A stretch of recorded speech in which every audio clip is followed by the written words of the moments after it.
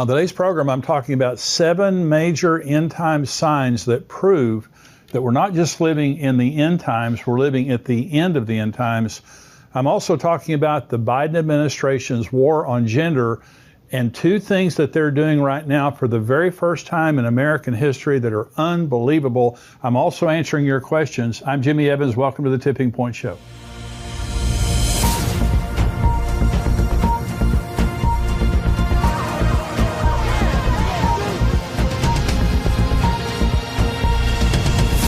Welcome to the show today. I want to, first of all, just encourage you to subscribe to my channel if you're watching this on YouTube and like it. So the more you do that, the more people see this and the more people are able to get these messages and get the encouragement from them. But thank you for joining me today. I want to bring this message, first of all, on 7 major end times signs. Now, these are all specific to Israel, but these are all from the Word of God, and they all prove now that we're living in the end times. If you have friends, if you have family members or someone around you and they're scoffers and they scoff at the end times, these things that I'm about to tell you, these are absolutely undeniable signs that the Bible foretold thousands of years ago would happen in the last generation, and they've all happened in the last 73 years. So this is Genesis chapter 1. This is where I want to begin. God said, "Let there be lights in the firmament of the heavens to divide the day from the night, and let them be for signs and seasons and for days and years, and let them be for lights in the firmament of the heavens to give light on the earth." And it was so. So God created the lights in the heavens, and he said, let these be for signs and for seasons. Well, the word sign in the Hebrew is the word oath, and it means a signal, a banner, something that's showing you, like a sign on the highway. You're going down the highway, and the signs on the highway tell you where you're going and how far away you are. That's exactly what signs do related to the end times. The word season is the Hebrew word moed. It means feast, like the Feast of Israel. It also means an appointed time or a sacred season. So God is telling us now in the stars, from the very beginning in Genesis 1, when God created the heavens and the lights in the firmament, he said, I'm doing this to show the people on the earth signs and also special seasons, sacred seasons, the Feast of Israel. So understand this, from the very beginning, God established a universal method of communicating to mankind about important things that were happening and would happen in history, especially regarding Israel. Now understand this, these are universal.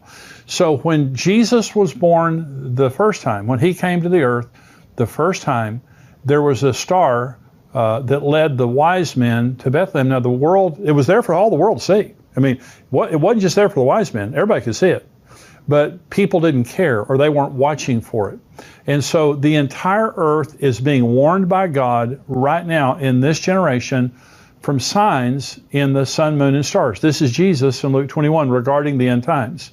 There will be signs in the sun, in the moon, and in the stars, and on the earth distress of nations with perplexity, the sea and the waves roaring, men's hearts failing them from fear, and the expectation of those things which are coming on the earth, for the powers of the heavens will be shaken. There will be signs in the sun, moon, and stars. Jesus is talking about the end times. That's the context of Luke chapter 21. There's going to be signs. I'm going to be showing you things in the sun, the moon, and the stars. They're going to be pointing to my soon return. I'm going to be showing you signs. Well, the question is, have there been signs? The first 2 major end time signs I want to talk to you about are absolutely incredible things that have happened in the sun, moon, and stars in the last 73 years. Okay, remember, this is Joel now, that there's going to be signs in the sun, moon, and stars. This is Joel chapter 2, talking about the end. It says, I will show wonders in the heavens and in the earth, blood and fire and pillars of smoke. The sun shall be turned into darkness, that is a solar eclipse, and the moon into blood before the coming of the great and awesome day of the Lord. Well, the coming of the great and awesome day of the Lord is the return of Jesus, the second coming of Jesus and the rapture. And so before that day comes, Joel says, and by the way, this is what Peter quoted in Acts chapter 2, okay, about the end times. So there's going to be blood moons, and there's going to be solar eclipses, okay, in a special way. God is going to show us signs in the heavens that are revealing to us something special is happening. The question is, has it happened? Well, I want to talk about two phenomenal end time signs that have happened in the heavens that had to be God. The first are the blood moons. I don't know if you've heard about the establishment of blood moons, but by the way, a lunar eclipse is a blood moon. When the earth gets between the sun and the moon turns red. It's a blood moon. And so this is what Joel was talking about. Well, there have been 3 sets of tetrads. Now, a tetrad is a set of 4 lunar eclipses that happen back to back in 2 years on Jewish holy days. This would be on Passover. You see the graphic there right now on your screen. Now, these are the tetrad that happened in 2014, 2015. And so on Sukkot of 2014 and 15, you had a blood moon. And then, on Passover, you had a blood moon. Then on Sukkot, you had another blood moon, back to back. This is 4 lunar eclipses, blood moons, that happened over a 2-year period of time, all on Jewish holy days. Now, that happened in 1949 and 50. Remember, Israel became a nation in 1948, and the tetrad of blood moons, like you just saw there, happened in 1949 and 1950, all on Jewish holy days. Then in 1967, the Six-Day War was fought, and Jerusalem was unified. This is what Jesus prophesied in Luke 21, that they would be scattered, and then Jerusalem be trodden underfoot by Gentiles until the times of the Gentiles were fulfilled. That was fulfilled in 1967, and in 1967 and 1968, there were 4 blood moons, all on Jewish holy days. Israel becomes a nation, blood moons. The city of Jerusalem is unified, blood moons. Then in 2014 and 2015, there are 4 more blood moons, the ones you just saw, plus there was a solar eclipse in 2014 on the first day of Israel's religious calendar, and there was a partial solar eclipse on the Feast of Trumpets, okay, during the tetrads. Okay, so what is the significance of those blood moons? Well, here's what I believe. In the ones in 1949 and 1950, that was the Holy Land. The Holy Land was given back to Israel.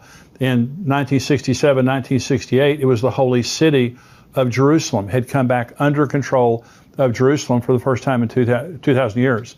But in 2014 and 15, a lot of people are saying, what's the significance of that? It's the Holy Temple. The activity around the temple picked up huge around 2014, 2015. And by the way, right now, the Sanhedrin is creating the anointing oil to anoint the Messiah when he comes. Everything is ready for the temple. They have all the artifacts ready for the temple, all the temple vessels. They're training priests down in the valley of Jericho. They're training priests. And so they're ready to rebuild. And this is something, and by the way, the Jews for the first time in 2,000 years are praying, legally praying on the Temple Mount and gathering there, sometimes by the hundreds or thousands. It's an amazing thing that's happened, and it started around 2014, 2015, and I believe soon we will see the rebuilding of the temple. That is a major, major end-time sign that is in the heavens. It's undeniable. You can look that up on NASA. You can look it up on different types of astronomy programs.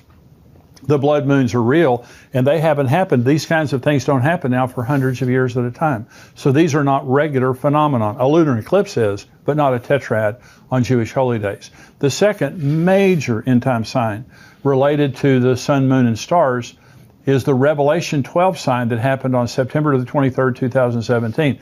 Now, what I'm about to say to you is the second most important thing that has happened in my lifetime regarding the end times. Now, I was born in 1953, so I wasn't around when Israel became a nation. But I was around in 1967 when Jerusalem was reunified. That's the most important thing that's happened prophetically in my lifetime. The second most important thing was the Revelation 12 sign on September 23rd, 2017. Here's the Revelation 12 sign. This is Revelation 12 describing now an end times astronomical sign that's going to happen. You see a graphic there on your screen. Now, this is Revelation 12. Let me read the scripture, then I'll explain the graphic to you. A great sign appeared in heaven, a woman clothed with the sun, with the moon under her feet, and on her head a garland of 12 stars. Then, being with child, she cried out in labor and in pain to give birth. And another sign appeared in heaven. Behold, a great fiery red dragon, having 7 heads and 10 horns, and 7 diadems on his heads. His tail drew a third of the stars of heaven and threw them to the earth. And the dragon stood before the woman who was ready to give birth to devour her child as soon as it was born. She bore a male child who is to rule all nations with a rod of iron. And her child was caught up to God in his throne. Then the woman fled into the wilderness, where she has prepared a place by God, that they should feed her there 1,260 days. Now, this was literally fulfilled. Now, there is a prophetic fulfillment here related to Israel, but you see on the screen there, you see this graphic. Let me explain it to you. So on September 23rd, 2017, the constellation Leo was above the head of the constellation Virgo. Of course, Virgo is the Virgin, Leo is the Lion. And so the Virgin is Mary, and of course Leo is Jesus. But you have, Leo has 9 stars. Remember, it says that there was a garland of 9 stars over her head. Well, the Leo has 9 major stars that make up the outline. But on September the 23rd of 2017, Mercury, Mars, and Venus joined those 9 stars to make 12 stars that were over the head of the Virgo, constellation Virgo. And then the sun, you'll notice on that graphic there, the sun was over Virgo's shoulder, the Virgin's shoulder. In other words, she was clothed with the sun, and the moon was under her feet. You can see it right there. Then Jupiter, which is called the king planet, which the Jews associate with the Messiah. Now, this is extraordinary.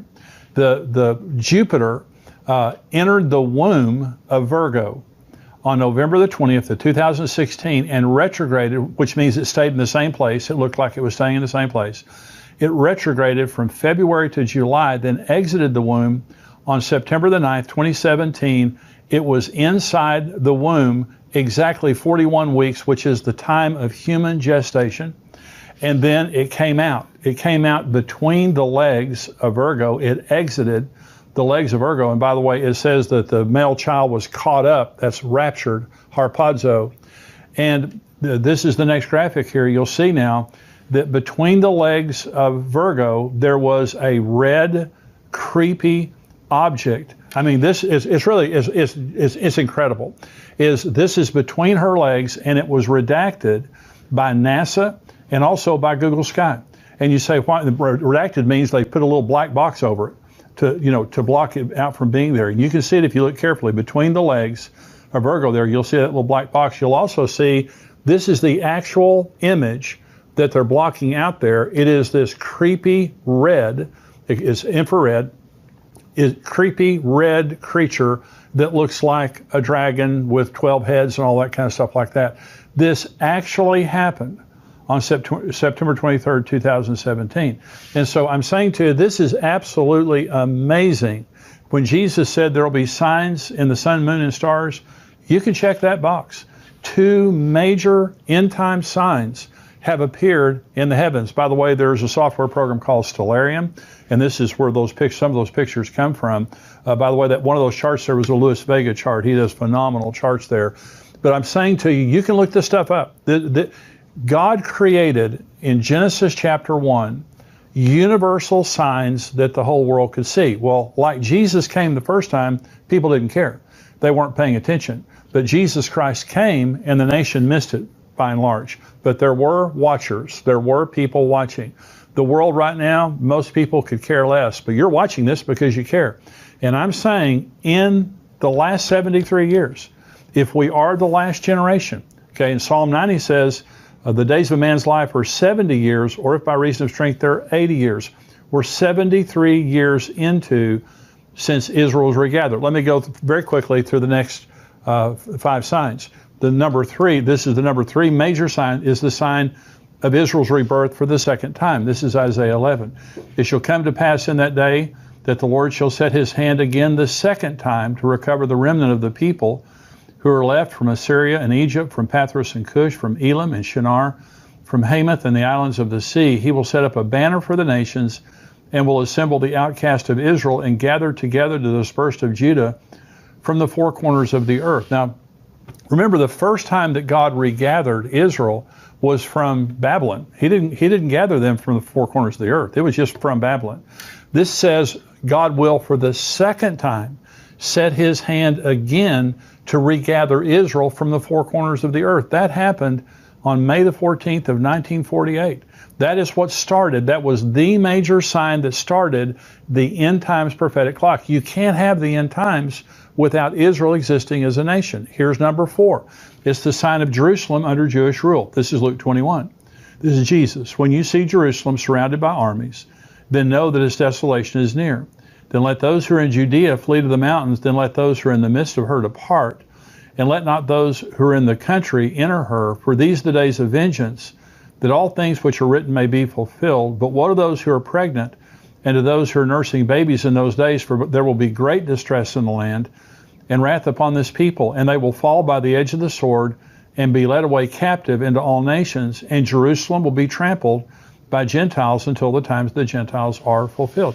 Now, Jesus prophesied that 40 years before it came to pass. By the way, Daniel also in Daniel 9 prophesied exactly the same thing, that the Jerusalem would be destroyed. But Jesus also says Jerusalem will be trodden underfoot by the Gentiles until the times of the Gentiles are fulfilled. So the Roman general Titus came, he killed over 1 million Jews. He destroyed the city of Jerusalem. He destroyed the sanctuary. He took the rest of the Jews captive and led them back to Rome, scattered them around the world, just like the Bible says they would. But then in 1967, Jerusalem was reunited under Jewish control, and that was a major, major end time sign. Now, these things, like I said, these are from the Bible. This has been in circulation for thousands of years. These are not new things, and they're not esoteric. They're not secret or hard to divine. These are clear scriptures that say things that are going to happen in the end times. This is the next sign, the sign of the division of the land of Israel, Joel 3. For behold, in those days and at that time, when I bring back the captives of Judah and Jerusalem, like we just said, I will also gather all nations and bring them down to the valley of Jehoshaphat. And I will enter into judgment with them there on account of my people, my heritage Israel, whom they have scattered among the nations. They have also divided up my land. I've been talking to you about the Biden administration. They're trying now to take East Jerusalem. They're trying to open a consulate in East Jerusalem for the Palestinians, which gives the Palestinians ownership of East Jerusalem. It recognizes the Palestinians as having the ownership of East Jerusalem. Israel's saying, why don't they put it over on Ramallah? Why don't they put it on the West Bank? The Biden administration says, no, we want to put it in East Jerusalem. We want to recognize the Palestinians' right to East Jerusalem. They want to take away the Golan Heights. They want to move them out of the West Bank and out of East Jerusalem where they have settlements. The land, they took away Gaza. They took away the Sinai. The land of Israel is being divided by the United States, by the United Nations. This is happening in your lifetime, and God says that he is angry, that he is going to bring all the nations down and to enter into judgment with them there at the same time. In those days and at that time, when I bring back the captives of Judah and Jerusalem, I'm going to enter into judgment with all the nations because of the way they've treated my people. They've scattered them around the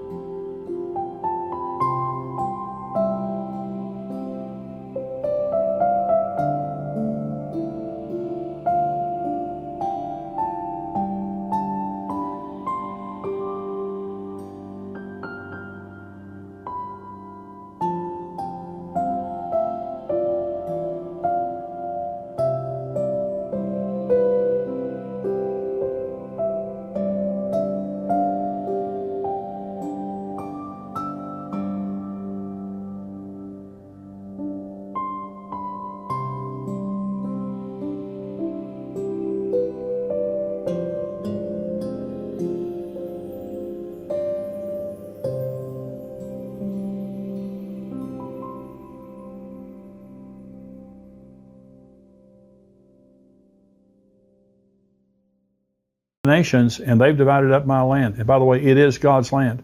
No man can claim that land. It is God's land. This is sign number 6.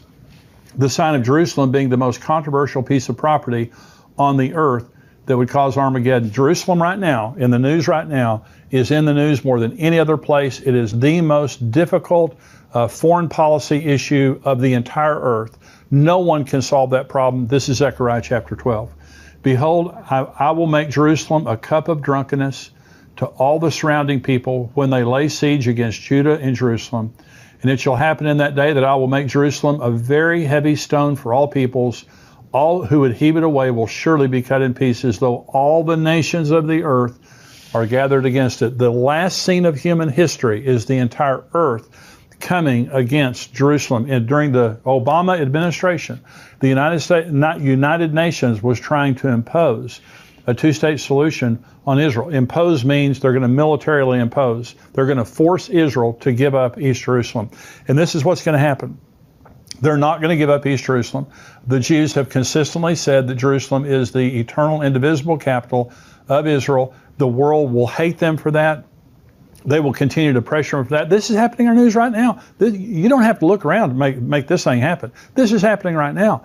But it's going to get worse until the point that there's an ultimatum given by the United Nations, the armies of the world, but they will ultimately come against Israel. Jerusalem is the most difficult issue today and the most contested piece of real estate on the earth.